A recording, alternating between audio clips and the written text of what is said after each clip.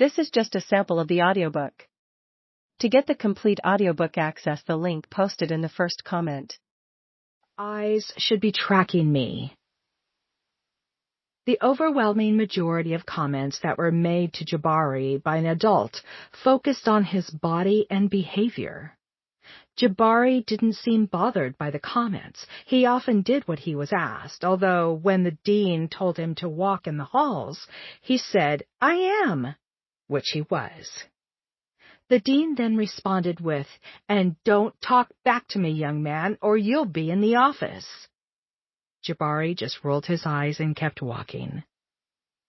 Of the 14 different adults who interacted with Jabari that day, only one expressed care. "Nice to see you today, Jabari," she said. Very little was said about his thinking, writing, reading, or anything related to his academics. He was never called on or praised. By the end of the day, I was on the verge of attacking the next adult who made a critical, unkind comment to Jabari. At the next ILT meeting, I presented the transcript of what I'd heard. Team members were surprised and defensive. Some tried to dismiss the data with statements like, "This was just one day. It's not representative of what our students experience."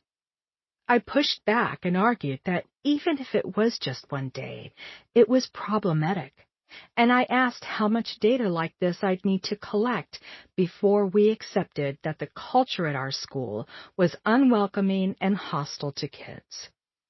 One teacher felt like this data validated what staff had been asked to do when students were walking in the halls. "I thought we were supposed to say these kinds of things to kids," she said. I got frustrated and accused everyone of perpetuating racism and contributing to the high dropout rates in our district. "No wonder black boys hate school," I said. I wish I'd had more refined communication skills to share what I'd observed. A couple of years later, in 2012, I was coaching at another school where staff was concerned by the slow academic progress of English language learners. I proposed that I shadow a student, and when the staff agreed to let me do this, I followed Mary Lou for 3 days. Mary Lou had immigrated from Mexico a few years earlier, and although she was chatty outside of class, she was a quiet student. After observing Mary Lou for 3 days, I recorded only 2 interactions on the teacher-to-student interaction tool. Mary Lou had been addressed twice. "Good morning, take a seat," and "You can put that homework right there." More alarming, however, was the fact that while she was in class, she had not spoken at all, not even once, not to another student, and not to a teacher. Not once in 3 days. There were a few times when teachers asked students to engage in an activity with others when they were supposed to speak, but each time Mary Lou had opted out, and no one had held her accountable. It was no surprise that her test scores for spoken English were low and that she was failing or barely passing most of her classes.